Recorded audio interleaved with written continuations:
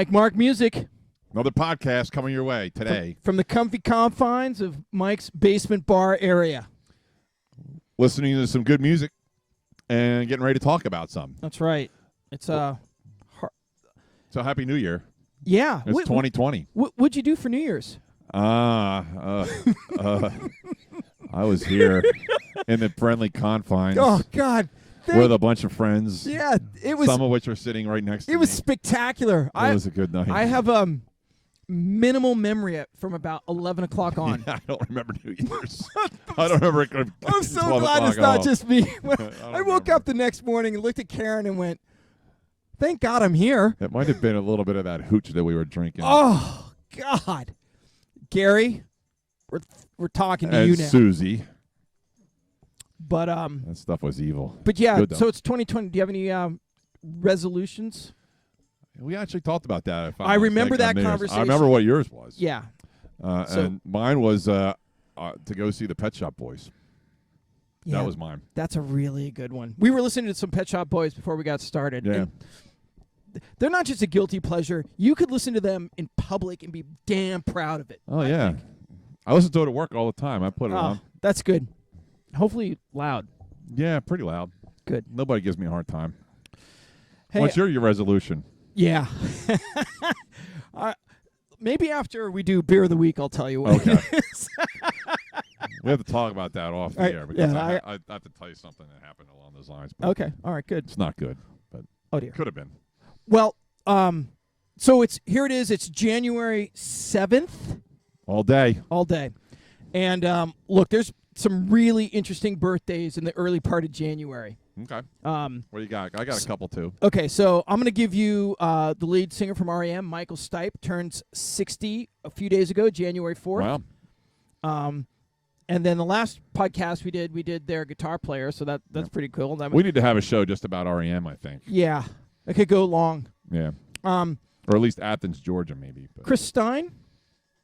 No? Didn't know he was the one of the co-founders of Blondie. Is he the blonde guy, the guitarist? Is he a guitarist, do you think? I thought they all had brown hair. Well, I saw. I don't remember any blondes. I saw Blondie. I mean, I know Deborah Harry. Maybe 5 years ago down in Atlantic City, and I felt like the guitarist, who's probably about that age, I felt like they had to prop him up with a stick.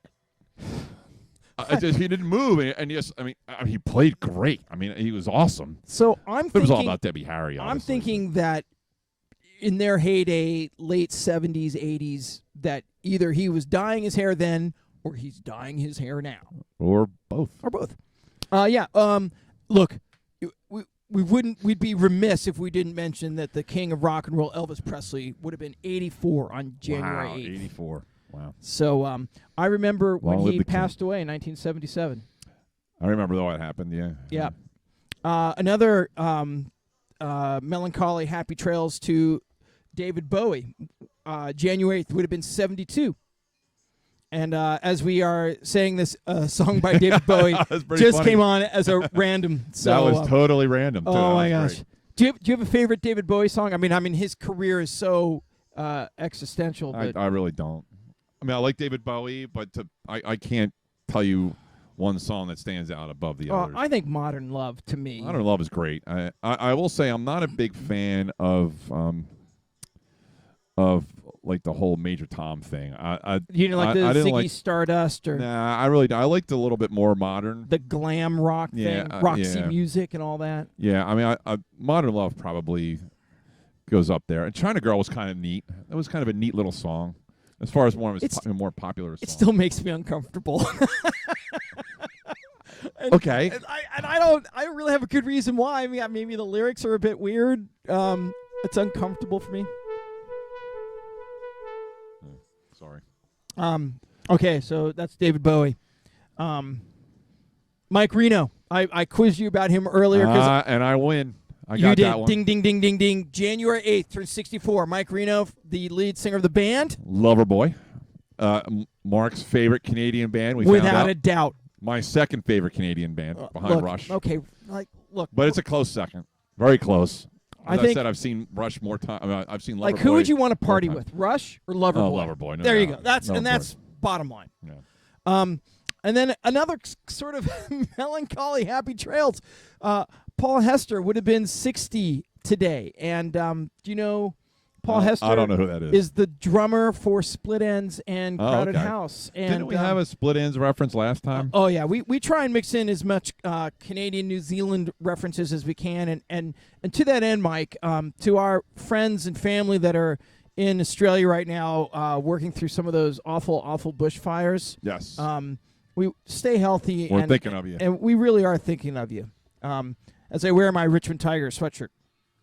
And then lastly, my last birthday on January 13th, Graham McPherson, who's best known to the music industry as Suggs, the lead singer of Madness, will be you have to have the ska. 50. There has to be one ska reference. By the way, we're going to go heavy in ska in 1979, and for those of you that spent some time then we in the definitely will UK, not be overlapping.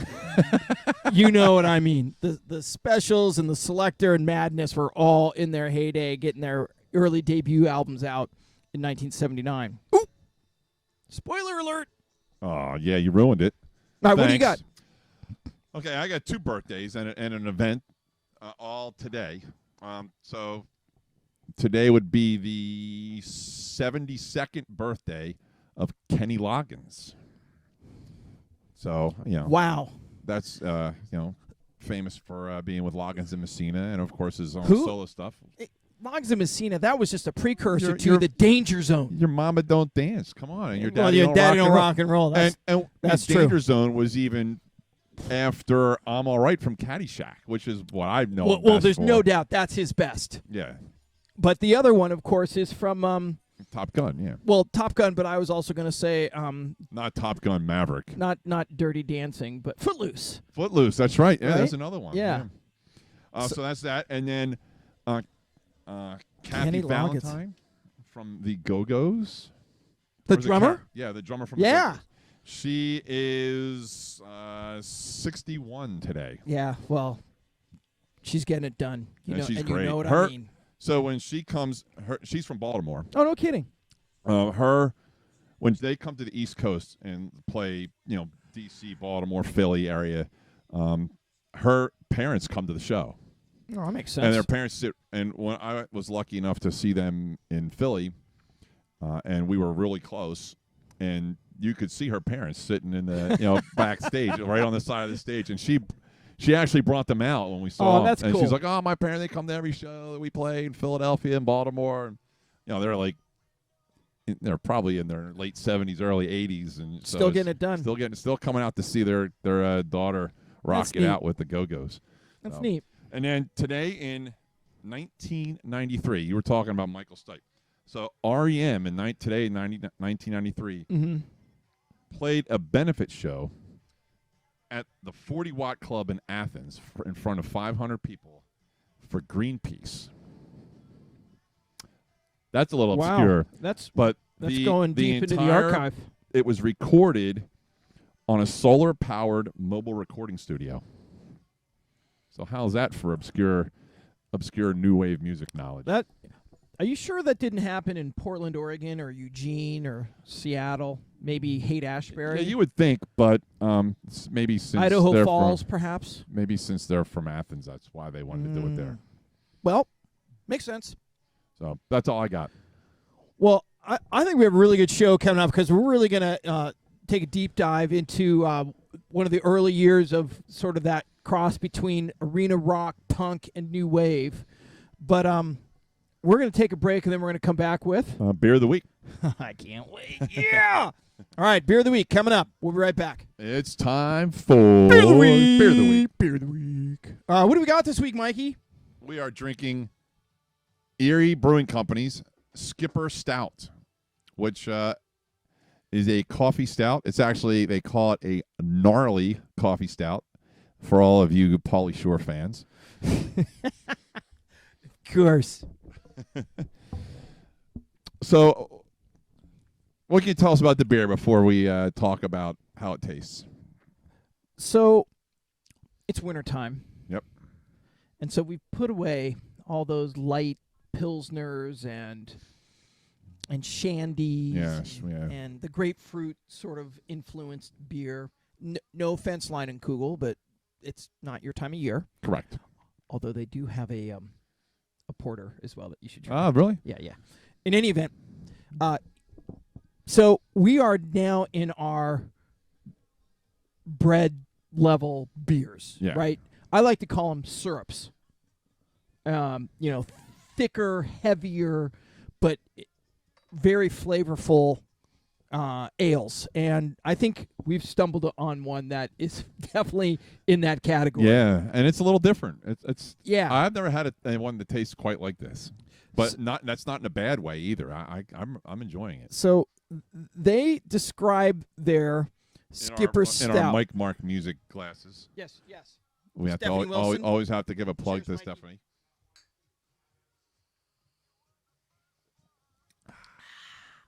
Skipper Stout is our new winter seasonal brewed with 3 different varietals of coffee and, wait for it, creme brulee.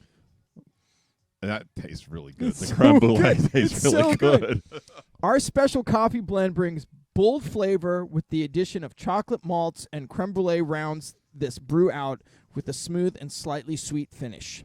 Our brew dog, Skipper, is a craft beer fanatic. Do you give your dog beer?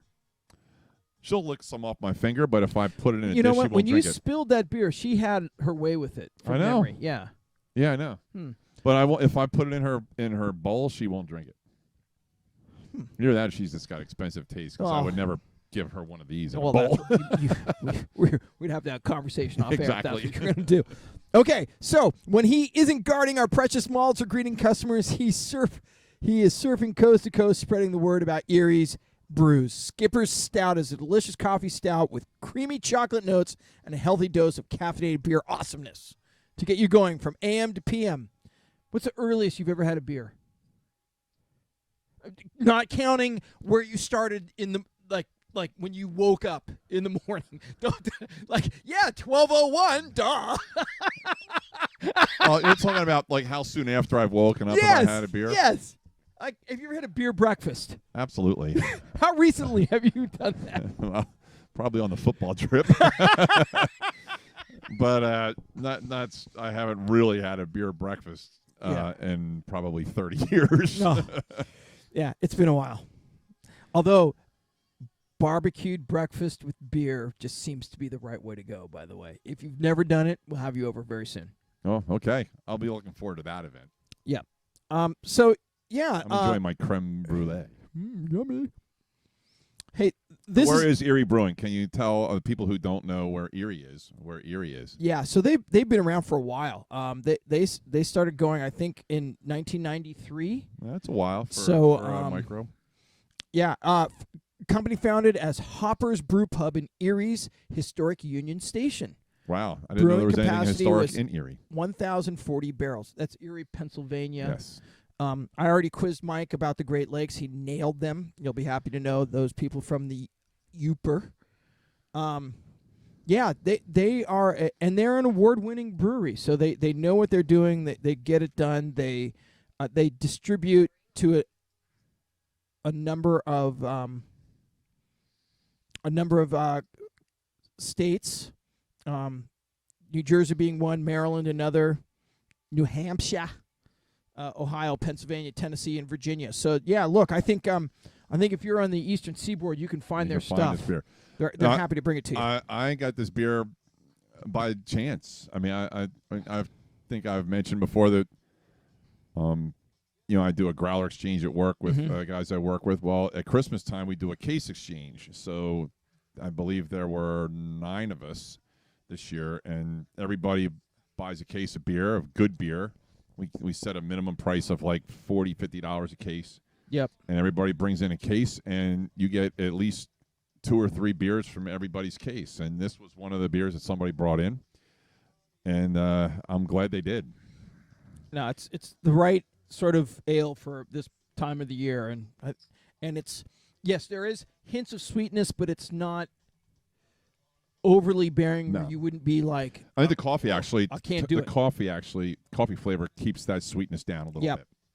And I'm, as you know, I'm not a big coffee guy, especially in general. But I mean, I'm all right with it in stouts, kind of like this. But sometimes the coffee flavor in stout can be overwhelming. but I think the creme brulee kind of keeps that coffee flavor at bay.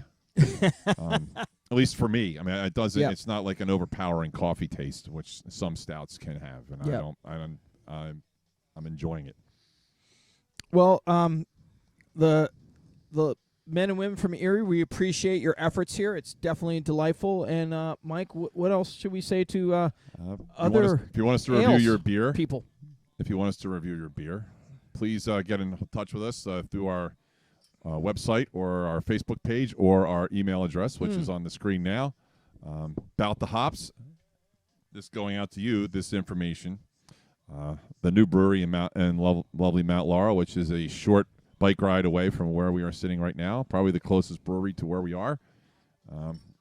Yes. So, and we've been there, and it's actually quite good, but we'll talk about that another day, I'm sure. So, once again, send us beer. Send us beers you'd like us to review. We'd be happy to do that. As long as they're not named Pabst Blue Ribbon or Schlitz or something like that, I'm sure we would be happy to review them. So yeah, we keep our focus on the micro brew, not the macro. Yes, Steve White, please brew. do not ask us to review Pabst Blue Ribbon. Yeah, or Coors. I mean, everybody already knows what that is. That's fine. They're doing okay, one would think. They're doing okay. They're doing okay. Just okay. All right, well, we're going to take a break, and then we're going to come back with our year in music. Year in music, 1979. Should be fun. 79. All right, we'll be right back. All righty. So it's time to dive into the next year in our year series. Yeah, 1977, right? 1973, yes. Oh, 73, the dawn of new wave. So no, we're doing 1979 we today. We are, yeah. Which is a great year. I have so much great, interesting, great music in 1979 that fits into the genre that we're talking about. We talk about new wave as like an 80s phenomenon, but it really isn't. It started way before that. I mean, you could even push the boundary even further into the 70s, but I think 78 and 79 are transitional years for music. I would agree with that. Certainly, I mean, we talked about 1978 already. I think we did 1980 last time. And we're still in the infancy of new wave, but it's. I think the music in this year, I'm going to be hard pressed to find another year that's. I mean, I'm sure we will, but I'll be hard pressed to find another year that's as good as what comes out in 1979. Oh, I think there is. Well, maybe, but and that's topic for another day, obviously. But I'm sure I'll say that about every year. And I think it's a great year, but that's the thing. I think you can. I think you can take the musicians that were making music in 1978, and some of them are still making really good music today. True. I mean, I'm not going to say that the B-52s are still at their zenith, but we saw them in concert, Mikey, and they were getting it done. They weren't using what was that? They weren't using the whole stage. Is that what you're saying? Well, no, I was thinking that the thing that they used to auto-tune. They weren't auto-tuning. No, they were singing. Yeah. They were singing their music, and they sounded good. I mean, think about and they were bouncing around. Cosmic Thing, that was like what 89. So I mean, that was 10 years after. Yeah. And we're listening to Rock Lobster right now, but this is 1979. Rock Lobster came out. I mean, it was probably one of the. I think Rock Lobster was a groundbreaking new wave song, in my opinion. Oh, without a doubt. And the other band that we saw, OMD, their first song came out in 1978, Electronic. They finished the show with that. Yeah, that was a great song too. Right? And if you look at, they're more popular in Europe than they are in the United States, but they're still releasing albums all the way through the early 2000s and mid 2000s. In any event, we got some bands to get to. So you could really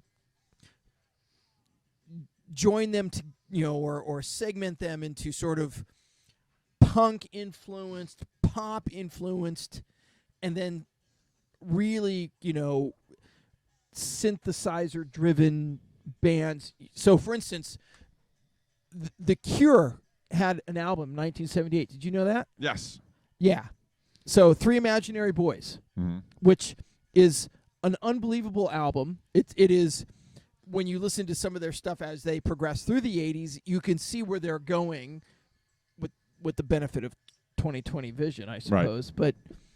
But and then on the other side of that, you have bands like The Clash who are coming out. London Calling comes out in 1978. What a great! That's awesome. And how they have influenced music through to today continues to be. You can feel The Clash's influence. Oh, definitely. Yeah, I would agree with that. And then we've talked about the B-52s. I mean, you also have, I know both of us have the Police on our list for 1979. Mm-hmm. Roxanne came out in 1979. Yeah, probably the most well-known Police song, I would think. Well, thanks to Eddie Murphy. Thanks to Eddie Murphy. However you want to look at it.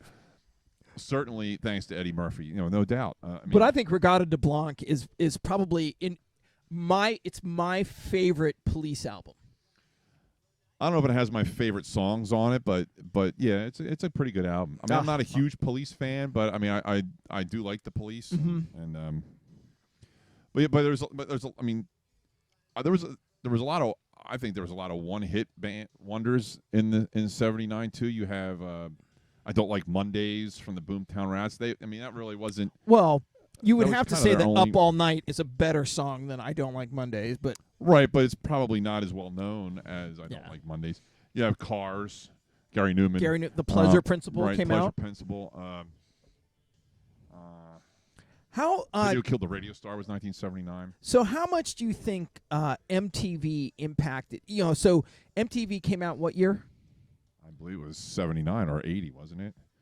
We talked about this already. I can't remember. I think it's later than that. I think it might have been 80 or 81 then. So, but they are then. It was after Video Killed the Radio Star was already a single at that point. So it had to have been at least 1980. So, and that's what I think is, so having the benefit of lived through the first year of MTV, a lot of these songs I'm familiar with, not because they got radio play, but because they were on MTV, right. And you're like, I can't wait to see that video again.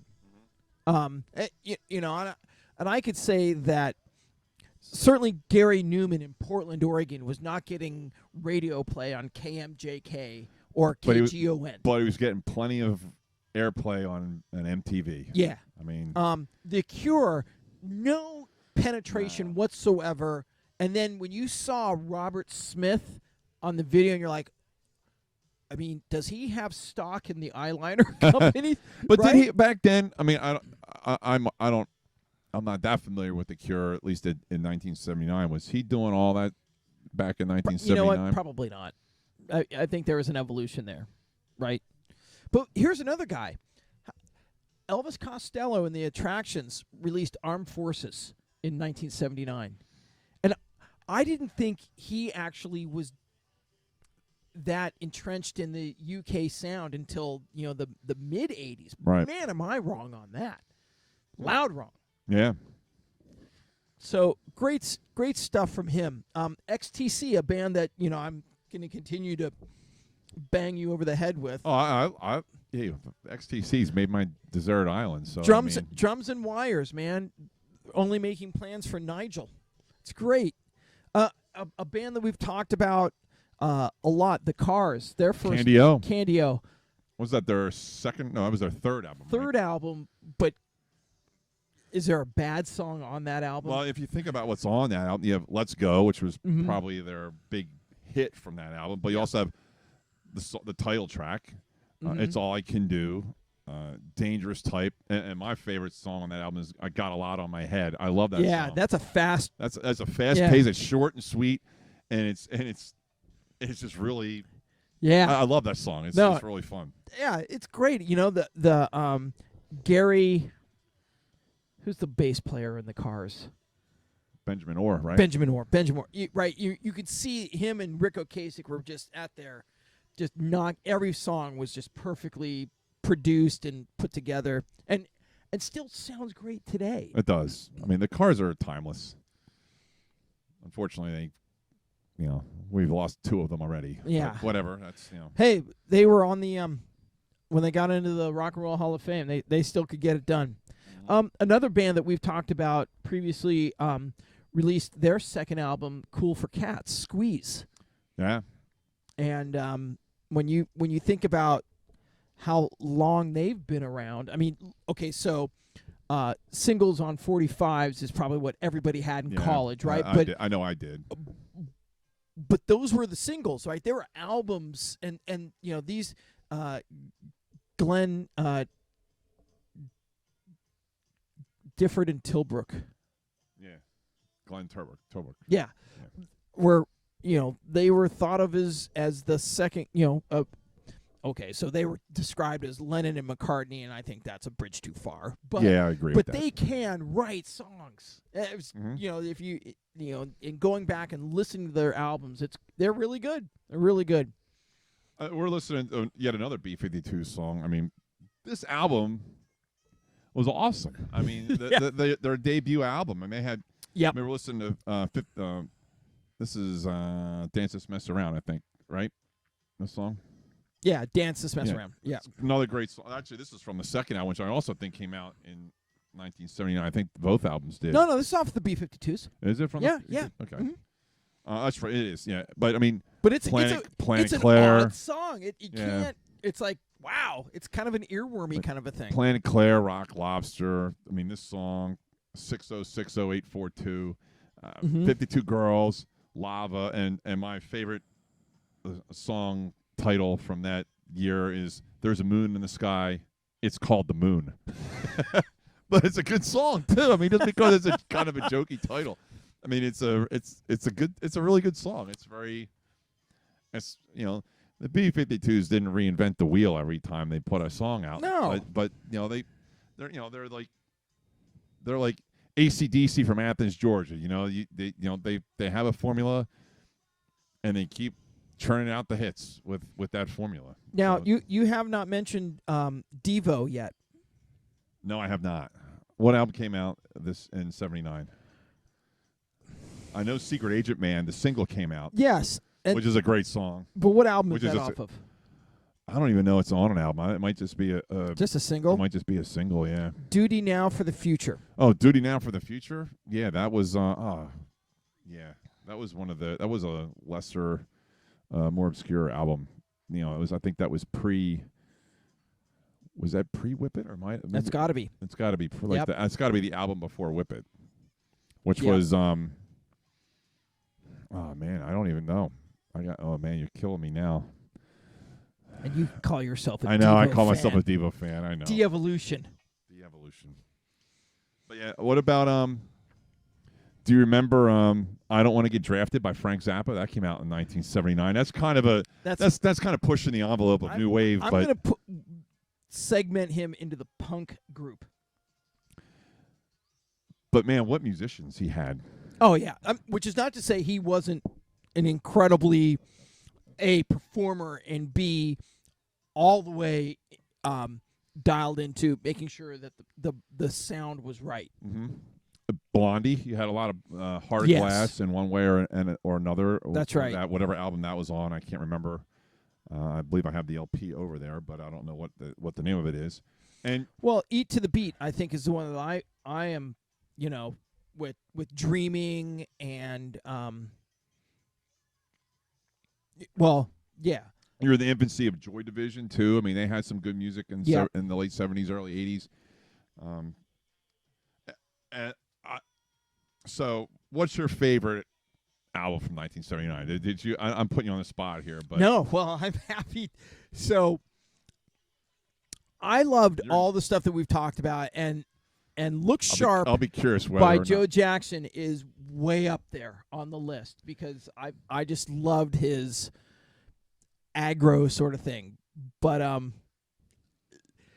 so 1979 was really where ska music, really that second wave of British ska started taking over, and I have to have a ska reference. And I was like, what is this? So on MTV, A Message to You, Rudy, right, by The Specials. Do you remember that at all? He's like, absolutely no. Well, so The Specials, that was the album was released in 1979, and Madness, One Step Beyond, was also Yeah, released that's that year. great. So that was on Sire Records, but the two-tone label with the Selector and some of those bands. But I can just be looking at that going, oh my God, I had never seen anything like that. So I'm going to say that those are probably my two favorite albums.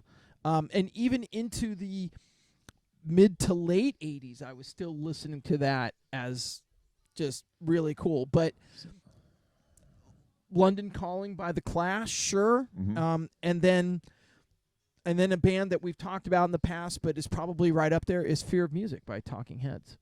Yeah, but we talk about that a little later. I'll be bringing something. How from about that. you? What do you have from an album point of view?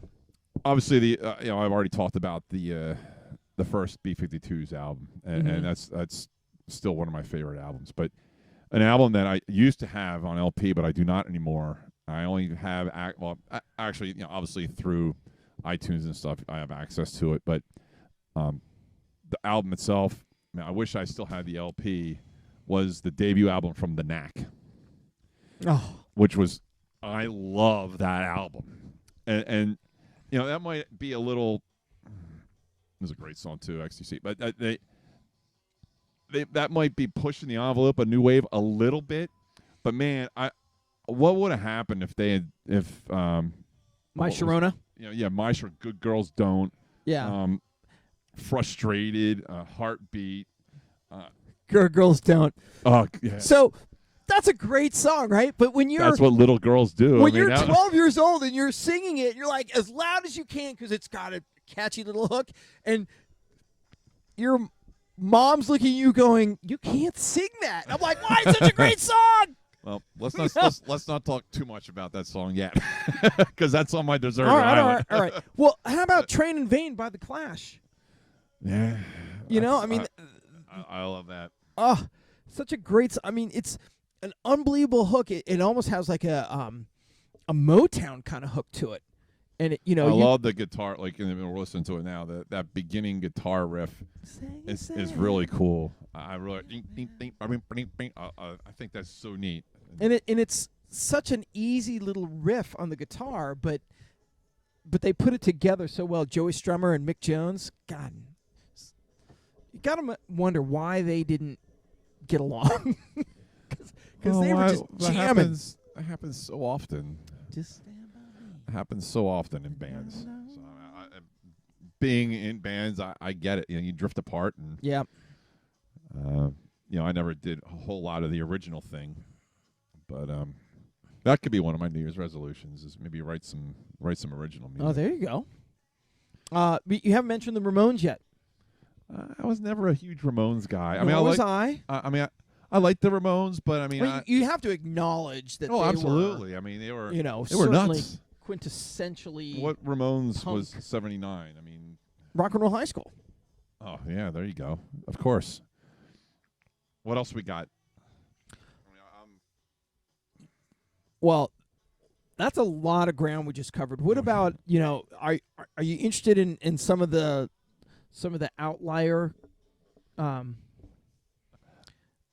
may not, but how our viewers about Graham may. Parker? Local girls? We talked about Graham Parker earlier. At least off. I think it was off the air, but we did talk about him. Do you remember? They came to Catholic University one year.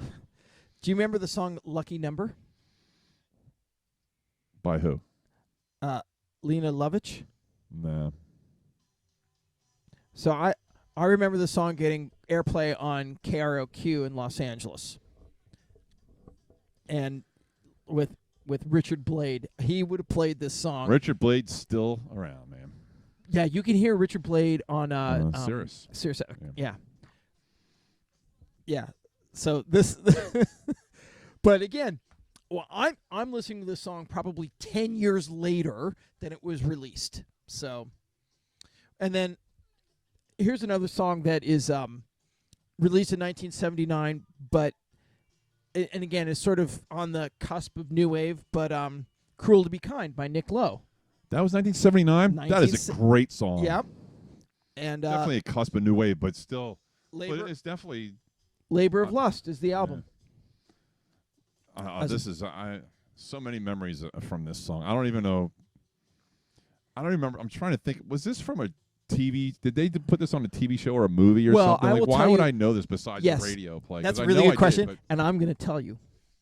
Are you ready? Okay. So this song was also featured in the movie 10 Things I Hate About You. And the band who remade it is called Save Ferris. Ah, okay. All right. Do you remember that? I remember the band Save And they're Ferris, playing that on the top of the school in Seattle at the end. Yeah, Save Ferris. Yep. Great movie. Save Ferris, yeah. Well, do you have anything else you want to say about 1979? No, I do not. How old were you in 1979? I was, I turned 12 in 1979. Yep. I was 10. Turning 11. Yes, going to be 11. Yeah.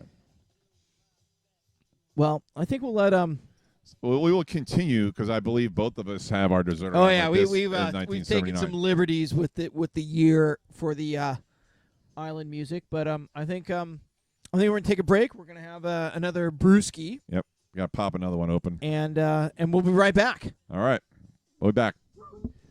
All right, time for the island. It's time for the island. It was snowing earlier. You know that, right? Is it really the first snowfall of the season? I know it's certainly the first snowfall of 2020. But I guess technically yes. It's the snow has not fallen in our area in 2020 except for today. Right, and it's not supposed to accumulate. Maybe a dusting on the ground. It's conversational snow. Right. Yeah. Our friends in Minnesota laugh at us. They scoff. They look at you. They look down their nose as they. Although I will say, my snow bunny upstairs declined to go out in the snow today, fearing that it was dangerous. Well, in fairness to her, it's not that it's dangerous. It's that everybody else doesn't know how to cope. If you ever get a chance to drive with her in the snow, she has a lead foot. Even more so in the snow. Oh, God bless her. She yells at people driving in the snow. Too slow. If they're going 20 miles an hour. How dare you be safe? Oh, my God. Like, she's crazy in the snow. But, I mean, that's when you grow up in it. That's like you can get loose. So, has she ever, got squirrely and been like, no, she knows exactly what she's doing. So. Surprising nobody. Okay, so who gets to go first this week? You do. Oh, I do? I guess yeah, your turn. No, I went first last time. All right, go. Well, of course, my computer. All right, well, tell me the song, and I'll track it down. I'll start with "Life During Wartime" by Talking Heads from 1979. I'm still trying to figure out how to. I have to re-put my password in. Life During Wartime. That's a great song.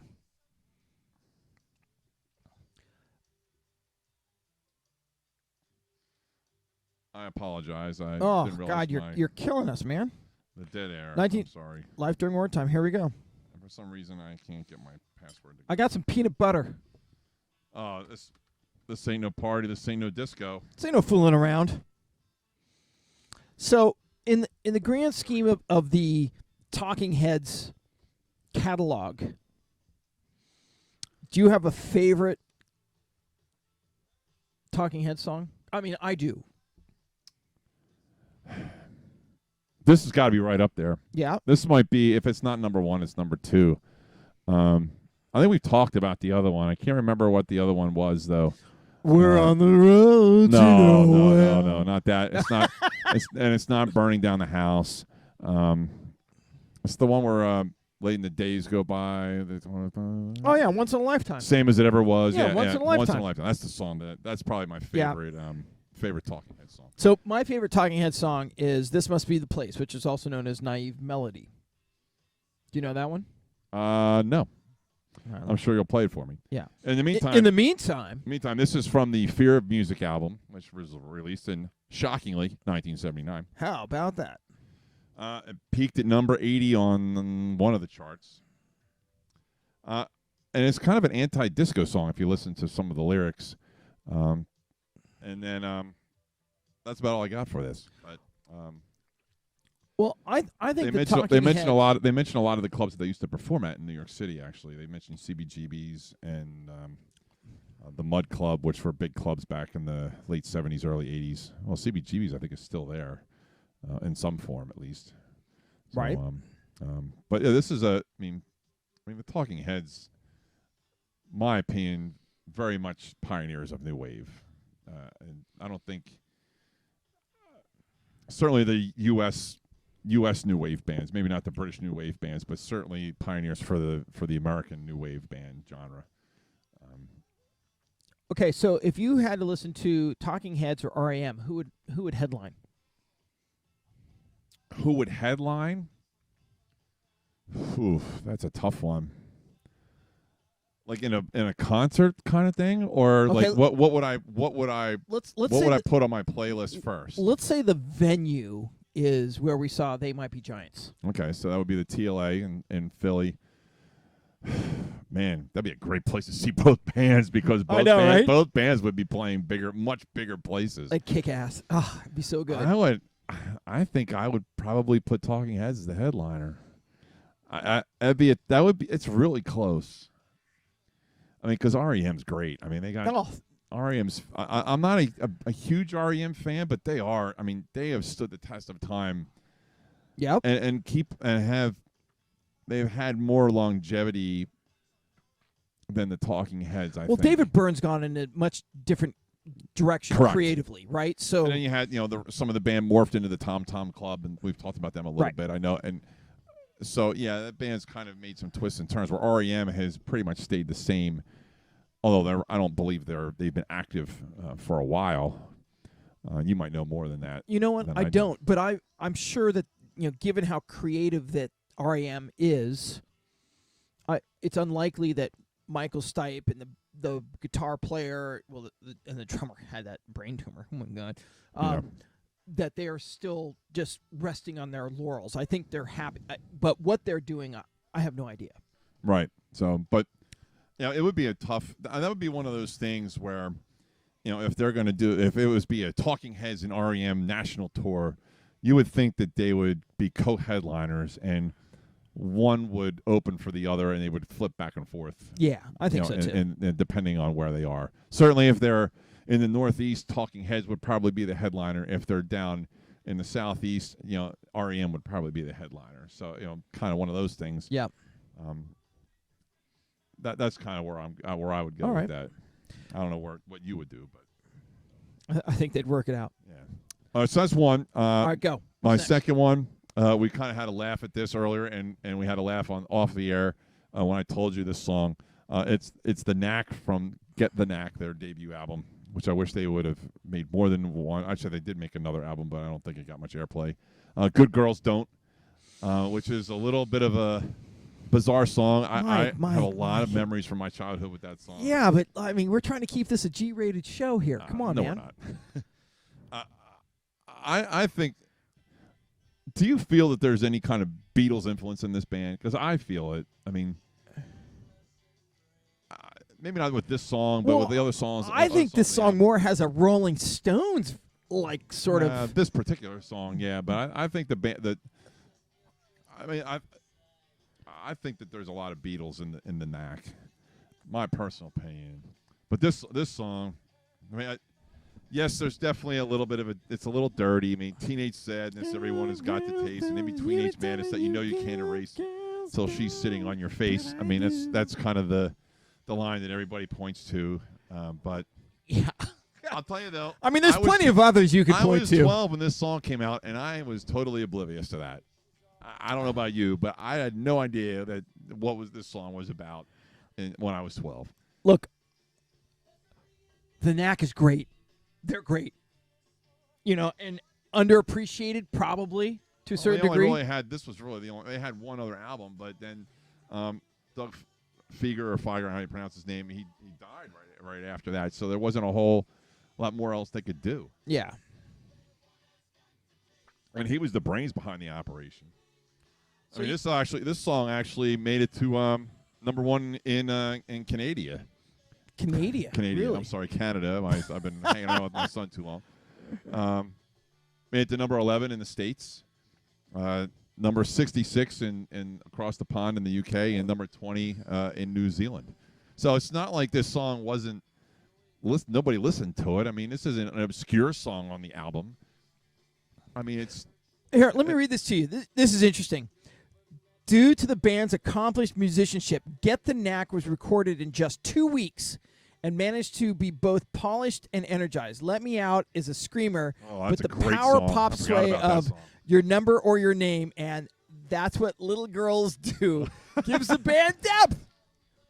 Prescott Niles' impeccable bass lines drive O'Tara to the dance floor, while singer Doug Feiger's defiant rasp makes She's So Selfish frustrated in the cover of Buddy Holly's Heartbeat. Perfect adolescent angst. A stunning debut.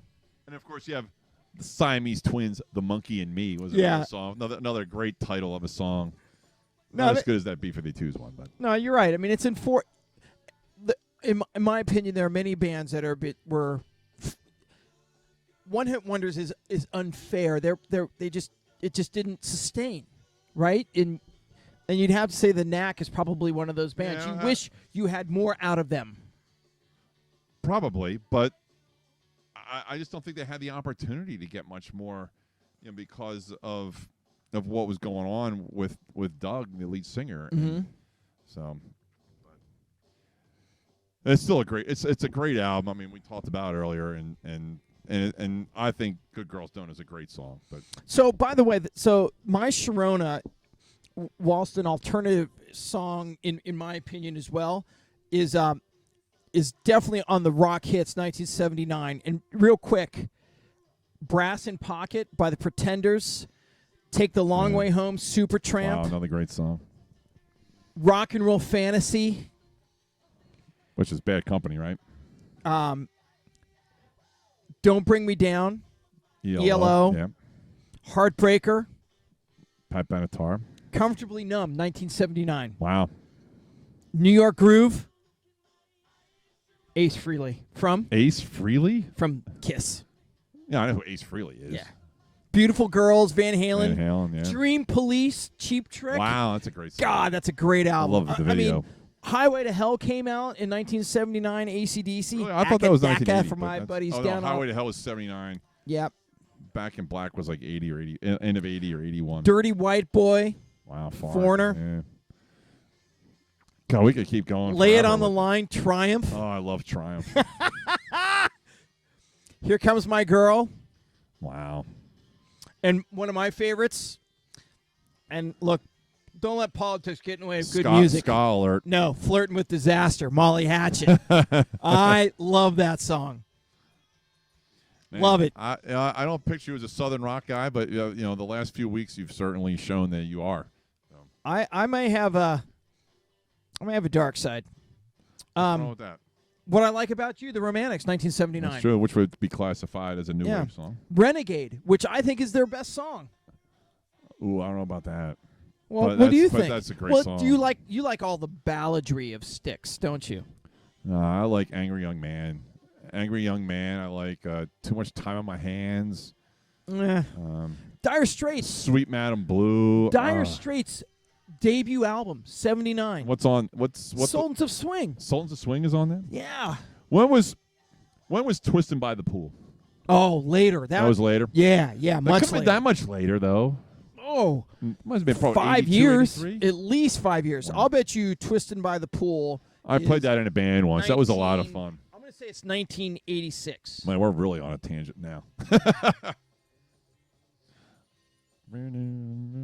As we continue to listen to the Knack. Yes. Twisted by Pool, I don't believe it was on any particular Dire Straits album. It was on an EP. You think? I had a cassette of at one point. Yeah, it doesn't say. At least on Apple Music, it's obviously on their greatest hits. Twisted by the Pool. All right, we're not off track. We are way off the beat path. Let's get back on track. So, okay, so my third song is "Dancing Barefoot" by Patti Smith, which is from the Wave album.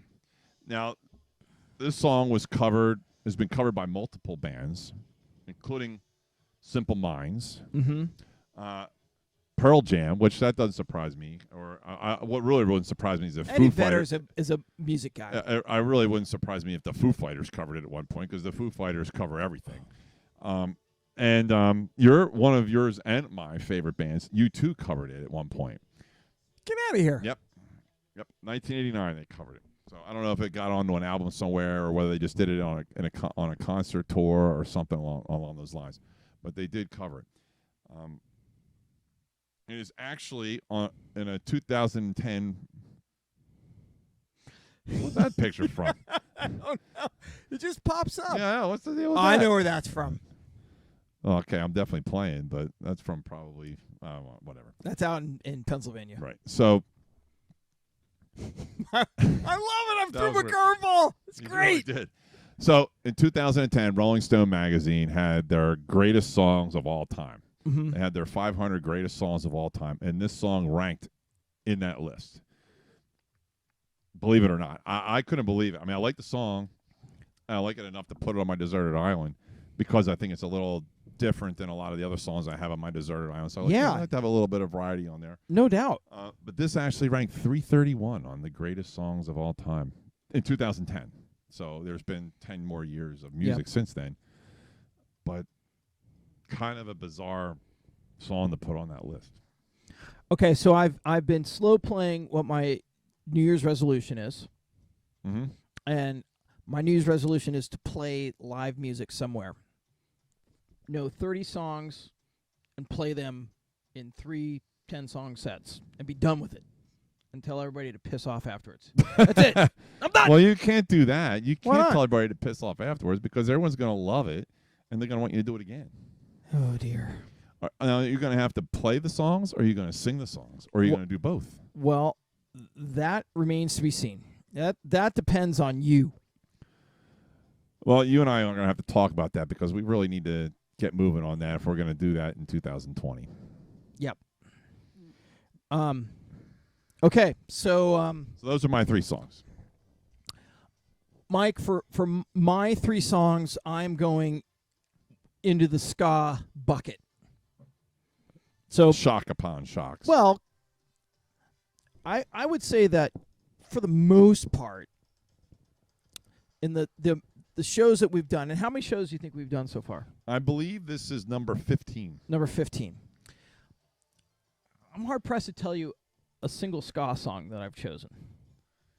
Now, I can be proven wrong by just going to the list, but I can't think of one off the top of my head. You might not have, but it does seem like we talk about ska. Oh, yeah. Well, it's not like I've been waiting for the right time to put some of these songs on the island, and I'm going with it this week. So here we go. Let's go. So the Specials released their debut album in 1979, and in my opinion, Gangsters, which was the original single that they released from that album, is and remains their best song without a doubt. It's upbeat ska song, surprise, surprise.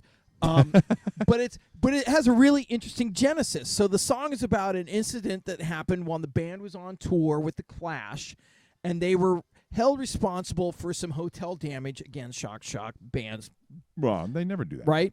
And what ended up happening is the hotel manager held one of their guitars as collateral for the damage. And they were sort of saying, "You're going to have to pay for this." Now, did the Specials do the damage, or did the Clash do the damage? So, according to... Or did both of them do the damage? We believe... Who's we? We believe that the damage was done by someone else besides the Specials because they're upstanding young men at the time. Okay. Linville. So the song is a rework of a Prince Buster song, and they sampled the car at the beginning, and the Bernie Rhodes Don't Argue is an insult aimed at their band manager, which I love. I think that's great. So that's my first choice there. And then my second choice is a song called Night Boat to Cairo, which is off of the One Step Beyond album from Madness, also released in 1979. And if you've listened to that song ever, you know it is an interesting. It's not like a song that you would hear really ever, but it's It's got this long instrumental lead up. Yep. It changes keys. It's got this kind of a klezmer ska kind It's of a thing good song. going on. I remember the song. Yeah, no, but if you've seen the video is so funny because it's these young English kids in their, African safari hats and their khaki and they're jumping around and they had to be drunk as all get out as they were putting this video together. So I really enjoyed that. But if they were kids, they wouldn't have been able to be drunk. Well, remember the drinking age at that time is 18 and it remains 18 in the UK and other Was parts. it really? Yeah. So Never been. we're gonna rectify that this year, I think. Hmm. And then my third song is a band that I continue to push you on because of their musicianship, their quirkiness, their ability to reinvent themselves. Is XTC, and the song is called. Sorry, we're listening to Pat Benatar. Yeah. Right now. Which is not what we usually do. We So- usually listen to whatever song it is we're talking about. Yeah. But for So- some reason today we're not doing that. So today we're listening to Pat Benatar, who's still getting it done. Must be by that the way. Erie Brewing Company. Is 10 Feet Tall by XTC off the album Drums and Wires. Again, 1979. And it's an interesting little song. Colin Moulding is the singer. And if you've ever, and I still think you need to see the documentary that they did. I have not seen it. However, I will say, you have kind of turned me on to XTC. There aren't too many of the bands that you've talked about and tried to push me on, Joe Jackson being one of them, that I've latched onto. But XTC, I have to some degree latched onto them and gotten to be a fan. And what's Because they're fun. They're a fun band. What's kind of sad about XTC is that he has stage fright. They're never coming on tour. But I don't mind that, though. I mean, I don't have to go see every band on tour. I can enjoy it. I mean, a lot of my favorite bands I've never seen on tour. We were talking about Rush earlier. That's my favorite Canadian band. I've never seen them. yes, but they're still making themselves available from Right. time to time. Right. Where XTC has decided, you know what, we're just going to continue doing studio albums or writing songs for TV shows and stuff like that. But if you've listened to the whole album, it's all over the map. They are not shy to put their try their hand on any sort of musical genre style. They write their own lyrics. They use they push the envelope musically. And if you listen to their stuff from 1979 and then you look at stuff from, say, 2012, 2015, it's still really good. Yeah. So kudos to the musicians in XTC. So now, what's your view of Robert Palmer? I miss him. Yeah. I love his videos. Yeah. Addicted to Love is one of the best videos ever made, and I think that I'm not alone in thinking that. I didn't mean to turn you on, which they just That's a great song, they too. ran it right back. Uh, Instead of wearing black, they wore red. but that's a great song. I mean, the video aside, I mean, Yeah. that's a great song. I mean, I love Robert Palmer. Yeah. All right, so we're gonna end the show because we're gonna talk about some other bands and figure out what we're gonna do for the next podcast. But hey, look, have a great 2020 and make it meaningful and enjoy your music and thank you for watching. We really appreciate. We really appreciate it. Tell your friends. Yeah, we're having a great time Tell your doing neighbors. this. Yeah, we are having a great time. Even Panda says he's having a great time doing this, right, Panda? He just needs to be a little more proactive in getting them out to us so we can get them out to our loyal fan. Our loyal fan. All right, Mikey. Don't forget to contact us on Facebook. Like our Facebook page. Go to our YouTube channel. Subscribe to the YouTube channel. And we will see you next time. So my name is Mike Aub. Mark Tillman. We will see you next time.